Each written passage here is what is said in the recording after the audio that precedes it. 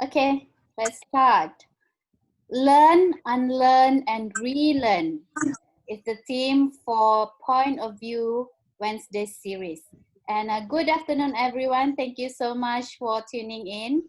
And welcome to Point of View series. Today is our 38th episode. And let me also reiterate the purpose of Point of View series. The series is an avenue for all of us to enlighten each other and hopefully along the line of getting the light bulb moment so that we could act upon for the betterment of ourselves and others around us.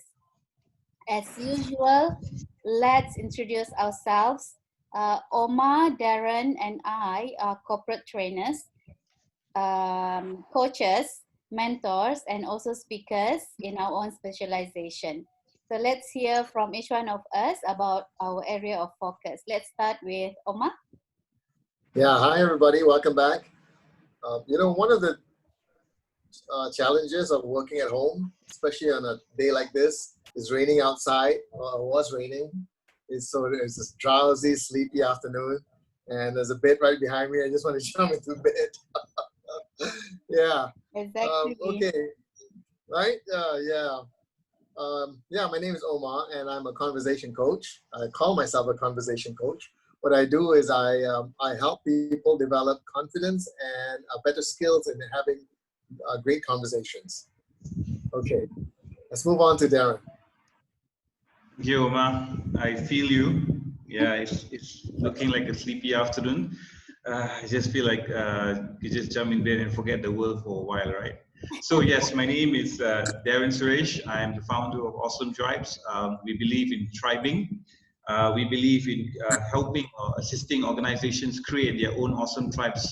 So to get their teams, which is, I think, not a good word, into tribes, because tribes are community and tribes are family. So that's what I do. I focus on leadership, customer focus, communication, team building, team engagement, and gamifications. So I've been doing this game for 15 years and counting, and I'm loving every minute of it. Back to you, Jack. Nice. Right. So for me, profession-wise, for 13 years, I work in learning and development department in a few companies. And I left my 9-to-5 job in 2013. And now my area of focus is in image consultancy and personal and professional growth and development. And 70% of my business comes from corporate trainings, and the rest is one-on-one mentoring and coaching. Currently, I'm also supporting a social enterprise. I am the Director of Learning and Development for Athena Empowers, a social enterprise founded by Anja Julia Abu Bakar. All right, so in this 38th episode, we are going to discuss about a subject that is rather giving me the visual of my day-to-day life operating model, sort of, right? So the invisible hamster wheel, conditioning of the mind. So we'll discuss this further. To continue on, let me hand over to Omar. Yeah. Okay. Yes, but it's about conditioning. Have you ever gotten up in the morning and then and you feel that you're late, right? And you jump out of bed and you start to get up, and then you look around and like everybody else is sleeping, and then you realize it's a Saturday or Sunday morning, yeah, and then you wonder why you did that. Well, it's not just adults; kids do that too, And the other thing which is common, especially for me, is if I'm driving to work, I take a certain route every day, and then one day I'm not going to work, I'm going somewhere else, but I happen to be on the same route and I make the same turning. Some of the things we do are so automatic, and there is a reason for it. And there are many, many more things that makes us automatic as well. And today, Darren will be talking with us or sharing with us some of the reasons behind this. Okay, so with that, let me pass it on to Darren. Thank you, Omar. You're actually quite correct. Before I actually begin to explain what we're going to be speaking about, just a few footnotes. Number one, everything and anything you do in life has already been conditioned for you. It's either you went through the conditioning and you did it yourself, or someone conditioned you to do something. It's always there. It always has been there. Some conditioning, sometimes people associate conditioning to something bad. Actually, it's not really. There's always, just like everything else, there's always good news and bad news when it comes to conditioning your mind. So hence why today we're going to share about how the mind is conditioned and why is it conditioned, so that people are more well aware. They have self-awareness. When they have self-awareness, they're able to make those choices without feeling that they have been conditioned to do so, because then they have the ability or the knowledge to know there's such a thing out there called the conditioning. Yeah. So with that, let's get into the theory. Now, this theory I read from a book called Clarity. I can't recall the author's name, but the book talks a lot about how the mind is conditioned, and some experiments were done in the 19th century to kind of promote the fact that we are conditioned. Now, in this particular book, there was a professor who created a pair of spectacles, right? And when he put on that pair of spectacles, he would see the actual world upside down. And he forced himself to wear this pair of spectacles for 1 week. Right? And of course, when you see the world upside down, what happens to you is that you don't feel good about it, because your world is upside down. You can't really walk, you can't really talk. You start, having a nausea feeling and all that. So he was like literally bedridden for the entire week. So on the 7th day, right, on the last day, and of course, while he was going through this conditioning, it got better and better to the point where the brain adjusted his reality. The brain conditioned him to see the upside down world right side up. So he saw the world right side up with the glasses on. And then on the 7th day, he removed those glasses. And guess what? The real world was actually upside down. So, are we living in the right side up world, or are we living in the upside down world? So the brain is so powerful that it conditions you to new realities when it's in certain situations. That's why if you actually go, if you guys been to those, remember those like 3D museums, right? Where you walk in and everything's like there's a hole in the floor. Actually, there's not a hole in the floor, and your mind takes some time to adjust to the reality. Of course, the first time you go there, it's really exciting and fantastic, and you get a lot of this excitement going around looking at all these fantastic 3D images. But try going there for the second, third, and fourth time. You notice that it's no longer fun, because your brain has adjusted to tell you that's not real, right? That's not real. So the conditioning of the mind happens every day. Yeah. Now the what you call the hamster wheel theory, if you take it up a level, is actually called the Miyamas theory. The Miyamas theory. So when this happens, it is an invisible hamster wheel that turns and turns and turns and turns in your mind, creating your set of beliefs, and you make decisions from those set of beliefs. And it's a higher level of the filtering system that was mentioned when we last week when we were talking about it. So this is where it conditions you to be, it sets your reality. Do you ever wonder that, or look around at agriculture, or sorry, architecture buildings, right? Notice that there's the theory of the 4 walls, that every room that you walk into has 4 walls. You're probably sitting in a room right now. Look around your room. Does it have 4 walls? There's the floor, the walls, the ceiling. Does it represent almost a square, almost a rectangle? Because that's the reality of how we describe our room to be. Imagine being a trainer and walking into a room shaped like a cylinder. What happens to you? You walk in and you go like, okay, hold on a minute, what's wrong with this room? Your mind and your brain starts to adjust to the new reality that you're in a room that where you don't have 4 walls. There's no walls. The ceiling can be the floor can be the ceiling, the wall. So basically, it's in a cylinder form, a circle. So your brain will take some time to adjust to this reality. It will disturb you for a while, but eventually you get adjusted to it. So our brain responds and adjusts to the reality, the conditioning of and gives us the reality that we live in. Whether it's the real reality or not, we don't know. That's why there's a lot of theories on multiverse, different timelines and all that, because the human mind is so complex that we have not really explored everything, all possibilities there could be. So this talks about conditioning, right? Now, you guys been to underwater world? Have you seen the fishes in the aquarium and stuff like that? Okay, I'm going to ask you a question. You probably noticed this, but probably you didn't question it. You notice that all the fishes are swimming together, right? Including the sharks. And the sharks rarely attack or never attack the other fishes. But they're all swimming together. They're probably so close to each other. So may I ask you guys a question? Why doesn't the shark attack the other fishes? Actually, that question, I had that question in my head before, but I was thinking probably they were put together because these people who are managing managing this this this this aquarium, they know the biological part, what fish, what kind of fish need to be together, and what kind of fish that cannot be put together. So that was like I was answering my own question. Yeah, I realized Yeah. that. Yeah. Yeah, that's a pretty good point of view, but that's not the answer because the answer is actually very basic. You see, when you put fishes together, when a shark who is a predator sees another fish, the other fish is food to him.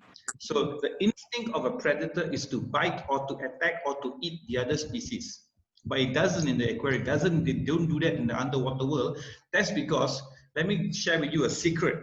So keep it to yourself, because the reason why I'm sharing this with you is because I've actually worked in underwater world Sentosa, Singapore before I became a trainer. I was a diver. So this is what we do. We separate all predator fishes from the other fishes in two aquarium, separated by a thin layer of glass wall.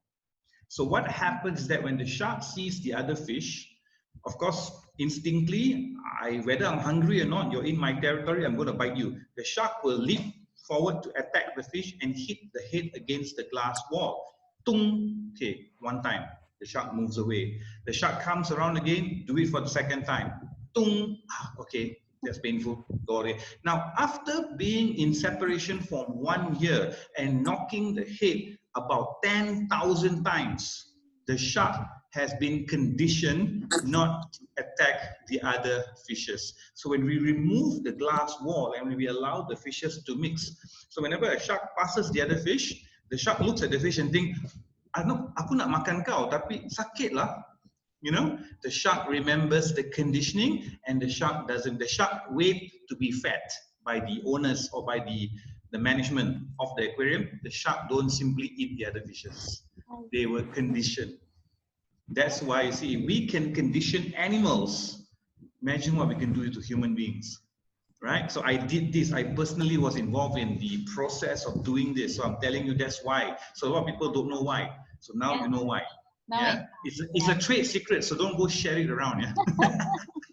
So anyway, conditioning. You see, so the condition of things happens in a wide variety of things. It can happen with culture, it can happen with races, it can happen with jobs, it can happen with practices, right? It's just a normal thing that happens every day in the background of the reality of the world we don't know that is happening. Example, you drive to work or on the way to a sales training, and while you're on the way to a sales training, you listen to those radio jingles, right?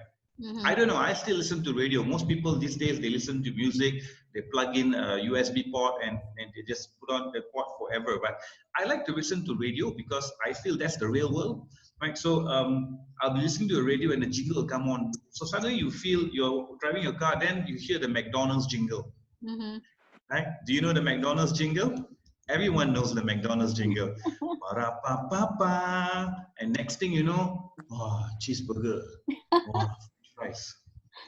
That's when the conditioning happens. That's how McDonald's condition their customers. So on the way to work, you think, wow, McDonald's. So you may not go to McDonald's immediately, but on the way back from work, when you're a little bit more free, you say, I got to go to drive-thru today. I got to go to the drive-thru today. What do you think happened? You were conditioned to go there. You were conditioned to buy. Remember we had that conditioning activity where I asked you guys to think about the best French fries in the world and all of you said McDonald's? Yes. Right? Because you're conditioned.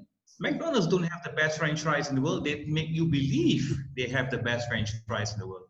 Remember the good old days when we had handphones, but there was only two brands that we bothered to look at, iPhone or Samsung, nothing else. Remember?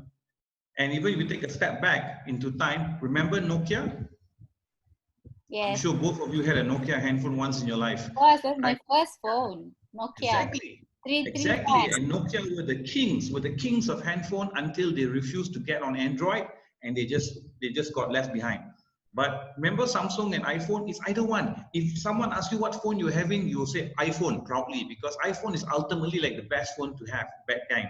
And then someone says Samsung, okay lah, Samsung is not bad lah, like the second level lah. No one tells you they buy a Xiaomi or Oppo or anything else back then. Maybe 7 years ago. Now we have been conditioned to accept that the other brands are just as good. True. Now it's very okay to have a Vivo handphone. It's very okay to have a Huawei handphone. It's very okay to have any brand besides Samsung and iPhone. It was conditioned. How was it conditioned? It's not yesterday that it happened. It happened through many years of advertisements, of promotions. Do you know that recently surveyed Huawei has overtaken Samsung as the #2 most sellable handphones in the world? That didn't happen overnight, right? It took a lot of things to put into place for the conditioning to happen, and eventually people are very okay. Example of, I think Omar, you probably relate to this much more than Jack because you both of us probably we actually lived in those era where it's Japanese cars or continental cars. Yeah, like our school headmaster used to drive the Volvo, the 244 GL Volvo. So we compare, whatever happens, continental cars are always better, right? The BMW, the Mercedes, the Audi, the Volvo, right? Even the Renault, we always say that to be the better car than the Japanese. But can you really say it now? Because the Japanese and the Koreans have caught up so much, right, that they are on par with European standards. Well, maybe you might say, but then again, maybe BMW and Mercedes still stands shoulder above the rest. But still, they have caught up so much. In fact, today, recently surveyed, people's conditioning and belief that Proton is never a good car. Why? Because the era of all the mistakes that Proton used to do. Example, remember the good old days of the Waja, where half the time the power window don't work. You see everybody trying to open the door and pay toll, right? Half the time the gearbox gives you a problem, but they have repaired it so much. They have actually repaired the brand so much that recent survey has actually put Proton in the sense of technology and sturdiness and quality of the car on par with Kia and Hyundai. On par. But people never regard Proton to be on par because the conditioning was Proton is a car that you buy when you can't afford the rest. Yeah. So right from your all your example here, Darren, because you keep on mentioning about conditioning, because we are conditioned, it seems like literally almost like beyond our control. That's number one. And why is it that beyond our control is so because those elements that condition us come from true experience, number one, repetition, and also relevance. So that's what I've been getting from your explanation. So meaning if we have this tree and it has been putting on again, that's the point of repetition, that without us realizing that that's actually keeping its place in our brain. Yeah, you're Right? right. Without us having any control on those. So We do have control when we are aware. When you're not right. aware, then you just do it out of habit. Like for example, if I ask both of you right now, what is the telco provider that you're on? Jacqueline, what do you use? I use DG and Cellcom. Okay, Omar? Maxis. Maxis. Omar, how long have you been on Maxis? Oh, very long, a long time. My DG already almost 20 years. Why? It's 20. not because of DG, but it's because I want to keep the number. I don't want to keep on changing because that number, I've been using it for long, and I decided to use it when to continue using it when I reach 10 years. I'm like, because everyone, my family, they know my numbers already, that DG number. But Yeah. I decided to take another number. It's specifically for business purposes. So which is the True. Celcom. Very nice. But do you know that you can actually maintain your number with the other telcos as well? You can be on 016 and go to Maxis and still have a 016 number. Yeah, You yeah, can. yeah. You can. So I Right. decided not. So That's why I it's said just it's not that the telco, but it's the number. it's a lot of conditioning there, because we always stick to something we know, Mm. because something which is unknown, untested, is something that we have to take a risk doing. Okay, you know that when DG started off the telco in the 90s, early 2000, remember that they were known as the Klang Valley telco. That means only in Klang Valley can you get DG. You go out of Klang Valley, habis. Right. So what DG did was DG knew that they cannot compete with Celcom and Maxis on numbers. So what they do reconditioning. Remember the yellow man? I will follow you. Remember that yellow man? It was a brand reconditioning. They did that for 10 good years. They keep pushing the brand across. Today, 2019 last survey, DG, right? Subscriber base, 18 to 23 years old. 68% are on DG. Because 10 years ago, they started the reconditioning process. So those days, even telco people say, oh, macam mana pun Maxis dengan Celcom. Tapi sekarang, DG, U-Mobile, Time, people really don't care, right, about the telco anymore. It's So a that's what. services. So that's what I meant. Sometimes Yeah. we consumer, we thought that we know what we want, but because of this if I can say, information or messages rather, that it goes into, it has been coming into our subconscious. Can I say that? That gives us that's my point when I say we don't really have the control unless we are aware. But sometimes Yeah. we're aware, but I You don't still know. do I it. mean, yeah, that's why I feel like we don't really have. I mean, when we are talking about real reality, actually we don't have that real reality, because those reality is actually imposed to us by whatever that has got some kind of advantage towards the situation that we are in. I don't know. That's what I feel, especially in this consumer, area of our life Behavior, yeah. behaviors. Yeah, absolutely. I think, not I think, like we live life on automatic. A lot of times we don't realize that we are not living a life of complete freedom. We are living a life of by being conditioned. Consumerism is one area, but I think Darren, you're probably leading on to this, where our behavior and our attitudes are also conditioned, and this is the part that I think is the most critical part that we need to be aware of. So, for instance, I do English language training, and when I first introduced myself earlier as a conversation coach, I said that one of the things I do is to help people develop confidence to speak with English, to speak up in English, and when I first started this, I realized that the language wasn't the issue. You know, for people who are not speaking the language wasn't the issue. The issue was a mental block. They either think the language is too difficult, or they think that it's too late, they're too old to study, or they think it's boring, etc., etc., etc. So it was never about the subject per se, but it was about how they feel about it. And if you think about it, when you had your language classes, the teachers could have been strict. The classes were boring. It was always routine, and you were always quizzed, right? On grammar, for instance, and if you get it wrong, you get punished. So you associate negative feelings with that subject. Same thing with mathematics. You associate your negative feelings with the subject. So you're conditioned to dislike that subject. So you grow up in life disliking that subject, and then never improving on it. So if History was one of the things I didn't like either.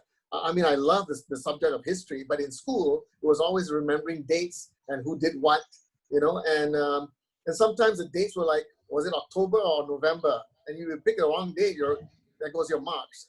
You know, so I never liked history. But when the minute I left school, I loved it. So it's a conditioning that makes you not like it. Yeah, Jack? So if this is happening, right, what's good in it or what's bad in it, depending on how we are looking at it, how are we using it to our advantage. So I think that's probably your next point, Darren, like being aware of that we are conditioned is the first step. And okay, what's about it? What's next for me? How can I do? How can I make use of it? I think that's the best Yeah. realization that we have in order for us to get the most out of the things that of the conditioning that we have sort of like Yeah. not in control of. Yes, that's good sharing from both of you. I like both of your sharing. So yes, there's good and bad to conditioning. So once we are aware that we have been conditioned to believe in certain things and whether it works out well for us, it doesn't work out well for us, it goes back to the basis of being self-aware. If you're self-aware, then you would have the opportunity to make certain choices on your own. Now, when choices like maybe like when we relate to culture, when I was growing up, all the guys in my family were actually conditioned or maybe even kind of like expected to join the military. Okay, so being self-aware that I leave the military. I was a military brat. I grew up in the naval bases all around, but I never liked the disciplined life. I never liked the lack of choices in the military. So what I did was, because I was self-aware, I broke from the pattern and did not choose to join the military. I made a choice. Okay, because I was self-aware. If not, I would have just been conditioned, okay, since my uncle in the military, my cousins in the military, my father was in the Navy, I would have just joined because it's just so conditioned. It was so natural for me to just go into that line because I choose to be aware and make a conscious choice. So we can make choices even when it seems as though it's out of our hands. Yeah. Like, you know how when we were growing up, remember the cikgu will ask you up, cita-cita saya, and you stood up in class and you told your ambition, Yeah. right? Remember the ambition that we used to tell? It's all nonsense, right? Doctor, lawyer, engineer, accountant. Paling busuk pun cikgu lah, you know? And if you stood up and say, I want to be an astronaut, the whole class looks at you and say, kau gila kau. Can? Where can? Right? It's like, you see, you try to break from the norm and people look at you funny, so you get reconditioned back to believing, okay lah, doctor, lawyer, engineer, accountant lah good. So you see, you get pulled back into that conditioning again. Because you don't have to be a doctor, lawyer, accountant, or engineer to be successful in life. It's just conditioned that those were the jobs. And you know, like even if you go further back, I think, Omar, you can agree with me. Back then, our parents would push us to join the government. Government job more secure. Got Yeah. pension. You see the conditioning, right? It's not a guarantee that when you join the government, you're secure. It's just that it's conditioned that way. Well, there are certain facts that would support it. There are certain facts that would say, hey, no, I want to go into the private sector. So conditioning happens good or bad. So the extreme level of bad or negativity would be if we look at countries like Palestine, Iraq, Syria, all the countries which are currently not really in peaceful times. Don't you think a fair amount of conditioning happens there as well for them to be in such conditions? You can say external factors lah, the CIA lah, America lah, whatever, but let me talk about them themselves. Now, the negative side of conditioning goes to this extreme level where what do you think goes through the mind of a suicide bomber that he is conditioned to kill himself and everybody around him? Wasn't he conditioned? It could be through extreme beliefs in religion. It could be a lot of reasons, but he was conditioned to kill himself because he believed that when he do that, he's doing for God Almighty and for the religion, for the culture, for the people, and he will go to heaven. Don't you think it's conditioning? Isn't it brainwashing? It is, isn't it? That's the extreme level of conditioning. Of course, the not so extreme level is where we can have that situation where we can break it. Yeah, we can break the conditioning. That's where the reality is. Yes, you're right, Jack. Sometimes we feel that as if the reality is not in our control. There are certain elements we cannot control. There are certain elements we can. Remember yesterday we had this discussion about what's happening in the pandemic right now, right? whether you want to play the infinite game or the finite game. So it is a choice, because the condition and the reality of the world now is that we are in the pandemic. We are going through the COVID-19. So the condition is that, oh, stay at home, social distancing, stay safe, don't do anything dangerous, be cautious. There's a lot of things that we have to do to stay safe. Right. So the easy part of it to go is that, then just don't do anything, stay at home and wait until everything improves. Or do we go on with life? Do we go on with business? Do we go out and meet friends? Do we have coffee with them? Oh, cannot, because cannot see each other because social distancing. Yeah, but now that we are allowed to, do we make those conscious choices? We could easily say, no, I want to stay safe. We can see each other virtually. That's it. Or we could meet for coffee, right? So we can choose the reality. It is a tough choice, but how do you want to play the game? You can take control of certain areas and then recondition your mind to make decisions, or you could just get reconditioned back into following what everybody else is doing. So it's totally up to you. Yes, Jack. Exactly, and this is like it's the expansion of what I said earlier, that I said probably we really don't have the real reality, but we do now, because the choice that we make or we are going to choose, right? It will be our reality. Yeah. And but what happens sometimes is that the awareness around whether can I choose or not, that makes it more, it's awful for some if you don't realize that, because you actually have the all the resources needed for you to choose what's best for Yeah. you, like Oma But mentioned just now, because we live in a situation where we tend to be conditioned by what's normal in the society, and going against it, it's like giving yourself trouble. So I guess yeah, we do have reality, and our reality is the things that we chose about ourselves. Oh yeah. yeah. Yeah, so I just want to add to that. The danger is, you're right, that the danger is in not being aware of the condition. And it's easy when you're aware, right? Hey, we usually, um, we need to meet over Zoom, or rather we do training, for instance, right? We do training face to face, and now it's a COVID-19. Boy, we can't do training anymore. But now we're realizing we can, But there are other things that we're not aware that, like for instance, um, poor people remain poor, rich people remain rich. And part of the reason is the conditioning. There's no reason that the poor guy is not able to become rich. But a lot of times they don't, because of the conditioning. And they don't realize this, right? And we are conditioned to live within our limitations. So for instance, it's not me to have a big car or to have $1 million in the bank. It's just not me. It's your conditioning, and the problem is that you don't even realize it. So the minute there are opportunities where you can break that mold, you don't do it because your conditioning pulls you back. So this is the danger. So my question However, here before is, you continue, Omar, however, if that's your choice out of awareness, then it's your choice. Meaning you don't go out of, yeah, yeah, go out, go get the opportunity because you're aware that this is what I want. I'm okay without this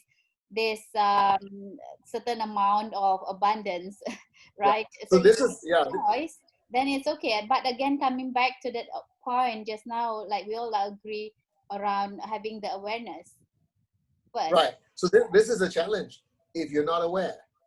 For a lot of us, we stay where we are. And it's not just about wealth. It's about being somebody, doing things. We don't do it because we don't think that is within our capabilities. We don't think we can achieve it. And we're not even aware that we're thinking this. This is the danger. So my question here is, how can we realize that, hey, maybe I am being conditioned to be a certain way, because we're not aware. A lot of times we're just not aware of what we're doing. Yep. Some people, I'm sure you know some friends who are not happy all the time. They're just moody all the time. And to them, this is how I am. They're not aware that they are conditioned to look at things a certain way. I know someone who has this perspective on life. 100 bad things can happen. Well, 99 good things can happen to them, and one bad thing is happening to them, and that's the one bad thing that they focus on. And to them, life is horrible because of that one bad thing, and they're not even aware of this. You know, so this is the danger. I think the key here is how can we be aware that we are living within our limitations. This I is think, a this is yeah, this is a gold question. I think that's a really powerful question to ask yourself. And I think like I can reflect when you ask that question, Omar. I mean, even well, I'm hearing you saying that. It reminded me of how did what was the starting point when I decided to learn or Yeah, to evolve, quote unquote evolve, right? yeah, I think it's the feeling again, Jacqueline with her feeling about not happy of where I am at that point of time. Not happy in the sense that I realized that it's actually quite painful to suppress certain things in you that you know that you are capable of doing or are capable of showing. yeah, Yeah. So the point of you knowing that you can be more, yeah, or knowing that you can be happier, knowing that you can impart more knowledge or skill in whatever that you have. I think because of that, then only you then aware that okay, now I need to well, I don't know, maybe I'm working, I'm operating, or rather I'm, what is that, I'm yeah, I'm living yeah, based on a certain conditioning, probably. Because that's happened to me, especially those Sabahan. If you know, most of Sabahan, they are quite embarrassed to speak, nak cakap bahasa Melayu Semenanjung. Orang Sabah ni nampak pelik tau, sebab orang Sabah akan macam rasa macam ni orang Sabah dia tak tahu cakap bahasa Melayu Sabah. Okay, kembali kepada apa dah? Okay, now back to now back to this language. So initially I was so afraid of talking in bahasa Melayu Semenanjung because I'm afraid of being labeled as this kacang tinggal kulit, lupakan kulit, kacang lupakan kulit, right? And I was so embarrassed when people will say like, oh, okay, because you're long in Semenanjung, then now you don't speak, you now speak bahasa Melayu Semenanjung, those kind of stuff, right? But I decided to, it's the feeling that hey, why should I condition myself with that kind of mindset when I am capable of doing that? It doesn't mean that I really like lupakan kulit. So that's what I meant just now around. yeah, I think when you ask that question, the point where's the pain point, the pain in you, then you go find something to remedy those, I think. yeah, yeah. You know what was one apparent? You know, I absolutely agree. I mean, if you listen to Jack's story about the environment you came in, Jack, I'm always in awe of that because you came from an environment where everybody stayed where they are. I mean, they just remained in that village, but you broke the mold. You know, and it could be because I think you were saying your uncle was the only one who actually left the village or went to the university and stuff like that. Was that right? In the family, he was the one who, Right. oh yeah, this is a very good example too about Right. conditioning, because my uncle, he was the first one who went to the UK to further his study. And that was the first time I know there's a place in this earth called United Kingdom. Yeah, and that Yeah, broke the mold. And you yeah, said you probably said to yourself, why not me, right? And then you just decided to break that mold. yeah. You know, one of the things that I was very apparent to me during the MCO, and I always laugh about this, I chuckle to myself, is about people cutting the hair. You know, my hair's too long, right? And when they say to me, and I always tell this, whether it's a girl or a guy, just shave your head, shave your head. You know, because we're conditioned to think or to feel that if I don't have my hair, I'm going to look weird, I'm going to look strange, I'm going to feel funny, because you're always conditioned to have your hair. You know, and in one of our earlier episodes where I talked about balding, that was a really good experience for me, because when I shaved my head, thinking that the whole world is going to turn around and look at me and say, "Hey, Omar, what happened to you?" Guess what? Nobody did. Nobody did. It was just in my head that that I was different. But in actual fact, I was just like everybody else. So today, when I see people, you know, shave their head or cut their hair real short, and then they start posting on FB and sharing with their friends on WhatsApp, and look at me, and I'm like, what's the big deal? But it's a condition that they broke, you know. And I think for me, one of the things that has helped is that I try to do things that I haven't done. You know, what I mean by that is things that I feel that I want to do, but I've not been doing it for whatever reason. Of course, there are things that I don't want to do and I just don't want to do that. That's fine. But if there are things that you want to do, but you hold back, I think that's the time you can ask yourself, why not? Right? And then look at others who are doing it and use that as a model and to break your mold, just like what happened to you. So this gives me the realization also, because when Darren mentioned earlier, we are pretty much in a conditioned world, bombarded with information that specifically choreographed or rather designed so that we believe on certain things, right? So the question now is that we have to be aware to break or rather to go to really challenge whether it's true or not. And I like when Omar mentioned about why me or why not, why should I think those are questions that it needs to be in us in order to really whether to check, to sort of like to check whether are we really conditioned or not. And again, like Darren mentioned, yeah, there are things that beyond our control, but this makes me realize again now that actually a lot of it, it's within our control. Right, Darren? Yes, yes, I agree. I think that both of your sharing and experiences are very, very nice, because you came from different perspective. Jacqueline broke the conditioning of kalau kita orang kampung, kita buat macam orang kampung lah. You know, you broke from it, and look at you right now, right? Omar broke on his own conditioning on culture and how perception of people are towards bald people, and he broke it. And you know what? It's become so normal for him right now. So that's where when you're self-aware. But let me give you the staggering percentage of people who are not self-aware. It's 86%. 86% of people who are not self-aware, they think that they need to be born into this world. They go to school, they get a job, they get married, they have kids, and they die. Right? They're conditioned to believe in a system or a process that's not really there. Right? They just follow a pattern or a ritual that was created by conditioning. Right? Example, right? Like, you know, the condition that women are supposed to be married by 25. Who says that there's a rule? Who wrote the rule? There's no rule that you're supposed to get married by the age of 25. So those people, exception to the rules, are people who are aware. But people who are caught, then what happens when the age of 25? Any Tom, Dick, and Harry comes along, they just get married. Why? Because I don't want to be asked that question, why am I not married at 25? I want to avoid that kind of ridicule. So they get conditioned to be in that cycle. So 85 or 86% of people in this world are not aware that they live in a conditioned situation which they have control of and they can break out from any given time.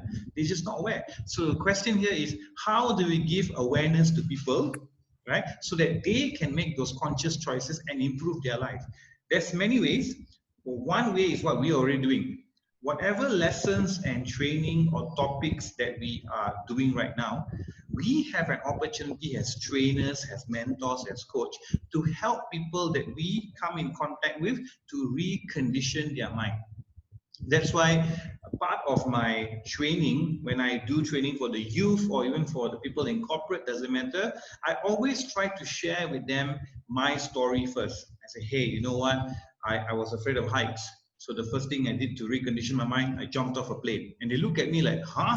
You jumped off a plane? You crazy or what? Nobody jumps off a plane. Well, actually, quite a fair bit of people do jump off a plane.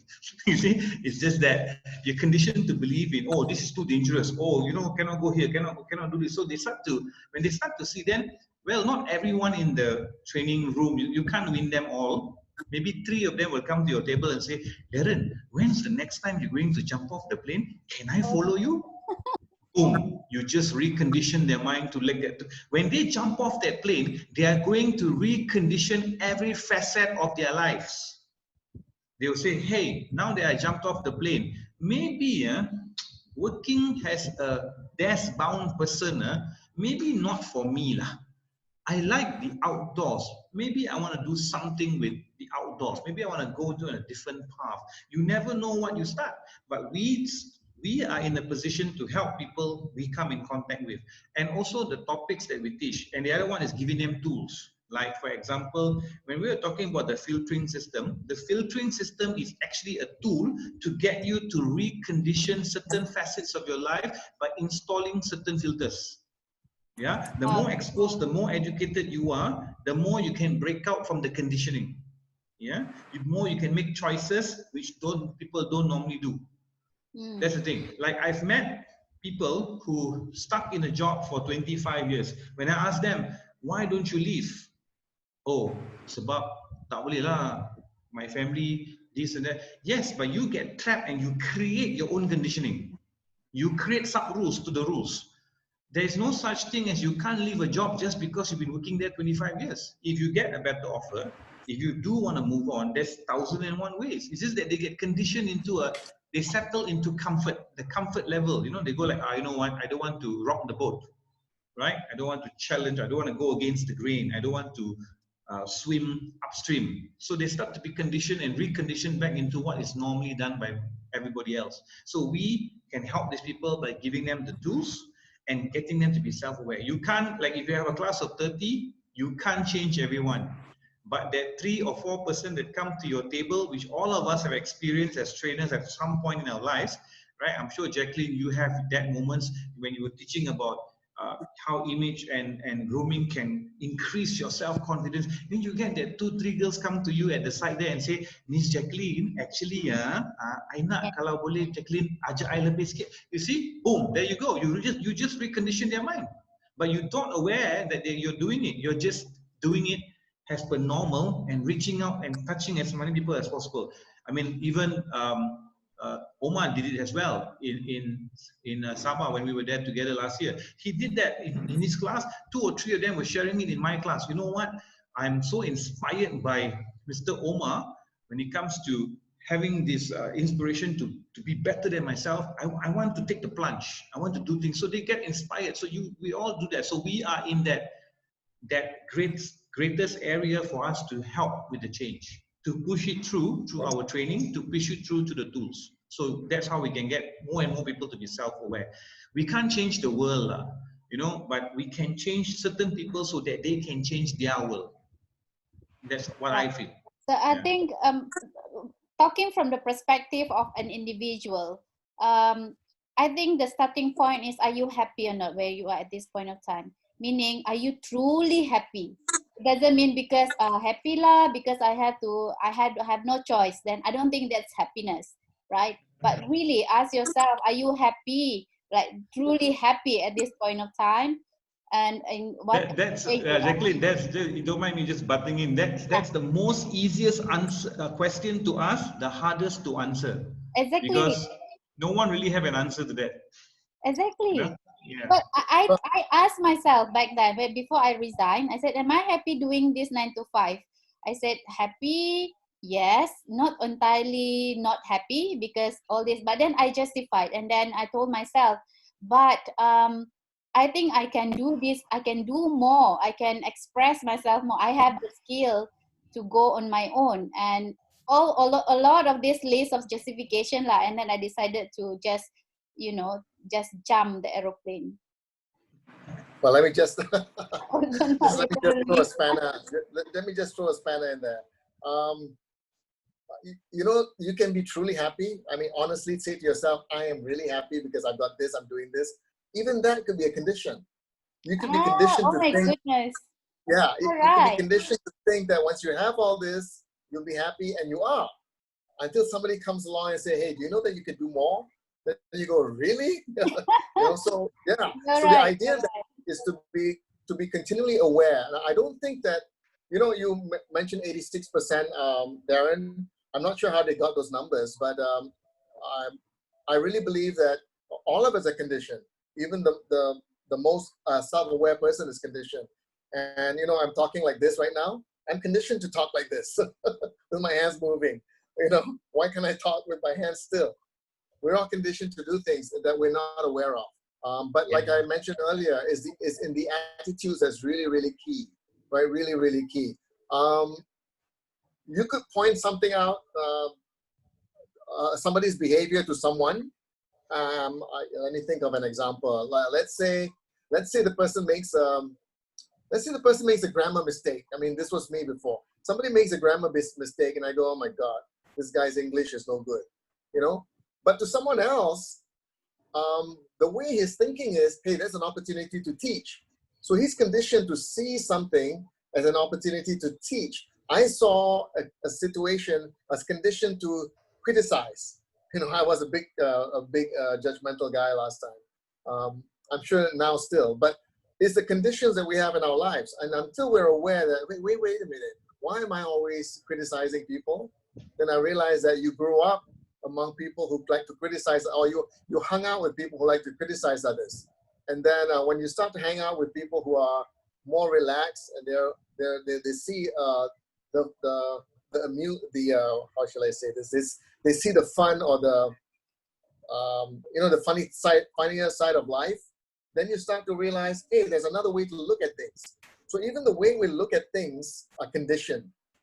And this is the thing that I was referring to. How can we be aware if we are not aware, right? And I think one of the ways is actually to look around you and have an open mind. Look at how people react to the things that you react. Yeah. You're saying? And another thing I think is that you observe your thinking. Is how when you are thinking about certain things and you are having this another set of another thinking around your thinking, I think that's most powerful as well. And I'm not sure you understand. I mean, your viewers is like, this is you and this is you again, and looking at each other and trying to analyze each other's, but it's within yourself, right? And I think it's very important to also keep on. I think the shortcut is continue to keep on improving self through readings, through having conversation with people that you think that will add value to you. And because there's no shortcut, I think this awareness is something like you need to be like you need to refresh it over and over again. So it's the practice, daily practice, little things that you do on daily basis that will give you the awareness. And like the light bulb moment that we said always about, giving you those encounters, whether through readings or watching on YouTube or whatever it is that you are doing, it adds value to yourself, and giving you probably will give you that light bulb moment. Hey, actually I can do this, this kind of situation. Agree. Yep. Agree. It's like the movie Matrix. You guys watched the movie Matrix with Keanu Reeves when he saw the world for what it really is, and then he become more self-aware of the things that he can do and cannot do, and he could actually do a lot of things, and he makes choices. So it's the same concept here, to be aware of the world. So like what Omar said, everything is conditioned. So even if when you're aware, maybe there are layers to conditioning. There are layers to conditioning. You just peel off another conditioning level and you go on to another one where you have more control. Then you peel it off again and you go on to another one where you may have more control. So it's just layers. There can never be a situation where you're not conditioned. If we are not conditioned, we won't be human. It cannot be. Everything is conditioned. So you just choose the conditioning that you see. That's what I say. There's always good conditioning and bad conditioning. You choose the conditions that you want to be in. There's also a choice, but you're still conditioned. You're conditioned by structure. You're conditioned, but everyone's conditioned. Everyone is conditioned to stop at the red light. You can break that condition. There's always impact and consequences of running a red light. You get summoned or you get into an accident. Choose, right? So we get conditions. So certain conditions are good for you, right? Certain conditions set you or keep you safe. Like when you go, like for example, look at the COVID-19 right now. We are Yes. conditioned, or we are being conditioned to follow a new norm. Isn't that conditioning? That's conditioning. So until the new norm becomes the new condition, we are so used to washing our hands and taking our temperature at every restaurant we go through, writing down our name and number. It becomes so normal that that's no longer a conditioning. We just rise up to another level. So before, when they were introducing this, oh, now you go out for SOP. When we were listening to MKN giving us the news on TV, we go like, you mean have to do all this? Oh my God, so leche. Oh my Yeah. God, oh my God. We were complaining because we were so used to the other conditioning where we had so much freedom. Now this new, but now, I mean, going out there, I'm actually pretty okay with a lot of stuff. I'm pretty okay with the SOP. In fact, I'm so happy that we have the SOP because the condition is this, is to keep us safe. Yes. And we have all the facts and all the data to actually compare against countries who do not follow the SOP. Look at America. Look at them. They are gone. They literally, because they do not follow, they do not want to be conditioned that way. Everything is about their rights. So because of that, that's the bad side of conditioning. The bad side of conditioning is that many Americans believe that the world is America. Right? So because of that, they are conditioned to believe that whatever they say is right. Right? They are the gods of the world. So basically, because of that, that's their downfall. So the conditioning happens every day. Look at quiet countries like Vietnam and Laos, 0 cases. Why? Why do a backward country like Laos does better than America? Because the conditioning, you see? So hence why the conditioning is the most powerful thing. So I'm sure we're running out of time, but I have a little conditioning game for you. It's using cards. So I'm going to show you the cards. And what I want you to do is, based on your current understanding of what happens in the corporate world, what kind of person in the sense of race you think much suited to this? And it's a conditioning game, so we can recondition it later. Okay, I'm going to show you one. Race. Can you see this? Joker. This is the Chief Inspiration Officer. Read the one in red. I can't really see. Hang on. Let me. Hang on, yeah. Keep on talking, Darren. Yeah. The, move it Officer. away from the camera a little bit. Okay, move it closer. Stop Okay, hang on. You'll have to read it to us, Darren, because the Chief Inspiration, the Chief Inspiration what? Officer. Officer. Okay. So if there was a Chief Inspiration Officer in the company, what are we conditioned to believe? What are we expecting from this person? What kind of person do you think this person will be? Let's use the DIC. Yeah. So let's use the DIC. Chief Inspiration Officer would fall under what? Under D, I, S, or C? Well, most likely is I. Yeah, it will be I, and the words that this person need to be how to say yelling yelling every they second. Need to be inspiring, right? Yeah.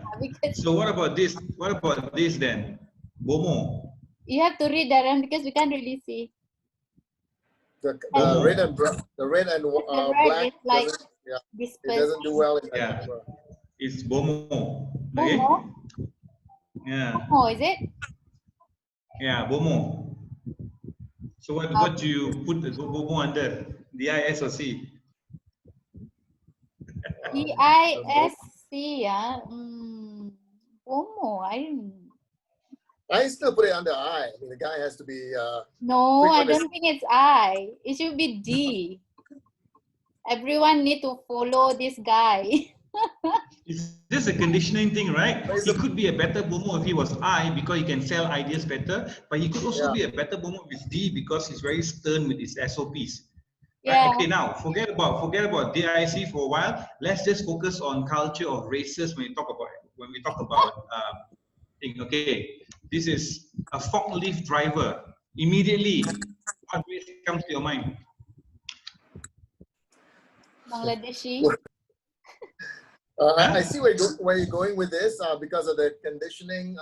I'm just reflecting on the different phases in my life, because today things have changed so much that we stereotype people differently. You know, it used to be that, okay, a forklift driver would be a certain type of guy. but by now it could be anybody, you know. So it's a bit tough for me to answer that question. Yeah. Okay, Yeah, like for me as I well. give you a simpler one. If you see Security guard. Bomo, then if you see Bomo, then okay, security guard. What do you call it? The Nepali. Nepalese. Yeah, there you go. Yeah. Sales director. Nationality. Sales director, Chinese. Yeah, but today, Chief Finance Officer, CFO. Also Chinese. Is it? So it's a conditioning game because there's no right or wrong to this. You know what? Most likely you're right. Habis lah I. But CFO then could be again, Chinese. Yeah, but I have found CFOs to be Malay and Indians as well. It's just that we're conditioned to believe that certain people does better in certain things. It's like numbers, money. yeah. Like if I ask you right now, if I say lawyer, what race comes to your mind? Indian. Indians. But do you know that Indians are the minority of lawyers? There are more Malay and Chinese lawyers in Malaysia. But if you get into trouble, real trouble, get an Indian lawyer. Okay. Okay. You better, Right? Because, justify all our answers, Darren, because this is purely based on what comes first in our mind, and it doesn't mean that it's true. It doesn't mean that it's true. It's just conditioned, right? Yeah. We're just conditioned to believe in a set of beliefs. So we make a decision from that belief. Yes. Okay? It's like when I get caught doing something criminal, I want Kapal Singh and family. Why? Because they are famous in getting people off. So it's conditioned, right? It's just conditioned. So the conditioning pushes us to make certain levels of decision. So that's about it. So how to be better at conditioning? Well, like what Omar said, we are conditioned no matter what we do, right? But at least in a condition where we make the choices rather than choices are made for us. So that's better. It's always better, right? Yeah. It's like even now with children, I'm a parent, Omar's a parent, with our kids, we have to condition the way we parent our kids. It's not like those days. Those days parents say, shut up, means shut up. Now we have to, like, a parent needs to be a coach, a parent needs to be a mentor, a parent needs to be a conversationist with the kids. It's different now. So conditioning changes. Reconditioning happens all the time. All right. So because we are running out of time, last question. This is to sort of like summarize all our sharing today. Conditioning, is it good or bad, Omar? It's neither. Is how you condition yourself. I like to close as well by suggesting that we develop a conditioning of having the right attitude. And what I mean by that, let me pick a certain attitude. There's an attitude of looking at opportunities, or there's an attitude of looking at why I can't do things. That's and how you live your life is based on those conditioning. So, like for instance, during this MCO period, some people, they've been conditioned, or they develop a habit. Conditioning is merely a habit, right? I derive out of habits. They develop a habit of looking at limitations. So when this MCO thing happened, they're looking at why they can't do things. But we also know, we very well know that we have friends who look at the MCO and suddenly they see so many opportunities and they're making money because they've conditioned themselves to look for opportunities. So that will be my parting words in this episode. Conditioning is something that we habitually do. As a result of habits, we are conditioned to behave a certain way. So we might as well develop the right conditioning rather than the wrong conditioning. Yeah. Aaron? Well, Omar definitely hit it on the nail. Definitely. I read this somewhere in Facebook today. Not everything is good, but there is good in everything. So the conditioning is that, right? Not every condition could be a good one or a bad one. It's just a condition. So even when you think that something is without a choice, a very bad situation that you're in, it is a conditioning. You can't get out of it. It's just a matter of choices that we make in our lives. So you're right, it's habitual, it's patterns that we keep on repeating over and over again. And see, like what Albert Einstein said, when it comes to conditioning results. Doing the same thing over and over again and expecting different result is the definition of insanity. Yep. So if you want different results, don't do the same thing. Recondition your mind. Right. So back to Jack. So for me, whether it's bad or it's bad or not, it depends on your own definition and how do you feel around your choices, because your reality is basically formed by the choices that you decided uh, to be in, right? And I think it's also depending on you being aware that your life is your life. Sometimes because we tend to compare what you have or what you don't have, or what you can or what you cannot. So therefore, it gives us the confusion around whether, I should be choosing this or that, right? So I Yep. think, yeah, being aware of your life first and be clear, be aware of your choices. I think that's the right way of conditioning yourself, or rather to have how to say to figure out whether the conditioning that you have been accepting is good for you or not, right? Okay, so that's all for today. Thank you so much, our viewers. Salim, thank you, Salim, our regular viewer, and I'm seeing a few friends here. Johnny Gillette, I'm seeing David Benjamin. I don't know how to pronounce Pankaj Jain, Kenichi, Zas Ishak, Jack Robert, Karudin, Anusha Shafira, Anna Shamila, so many. And Shuza also, probably she dropped by for a while. And Muhammad Shafiq. Thank you so much. A few more names here. I couldn't say all, but thank you for your support. And we will have Wednesday series next week with a new topic. Same time next week. Yep. And on Friday, this Friday, we'll have a very special topic because it will be a stretch for me and Omar, because we will be talking around cabaran Bahasa. penggunaan Bahasa. apa dah cabaran penggunaan dalam bahasa Melayu. Penguasaan, sorry. Cabaran penguasaan bahasa Melayu. There you go. Okay. Okay, there you go, right? But this is the part where we would like to stretch ourselves, because I think language is one of the most beautiful part of our life. Language it tells a lot about who we are, right? And so we are forcing ourselves to learn to be better in this, specifically in Bahasa Melayu. And we will have our guest speaker, Baka, our good friend. All right. So on Friday, it will be at 3:30 to 4:30. And on Saturday, we'll have our usual Point of View X SSEN's Sabah Social Entrepreneurs Network. All right. We will have a very interesting personality this time around, also from the ruler of Sabah, with a social mission to empower rural communities in Sabah. All right.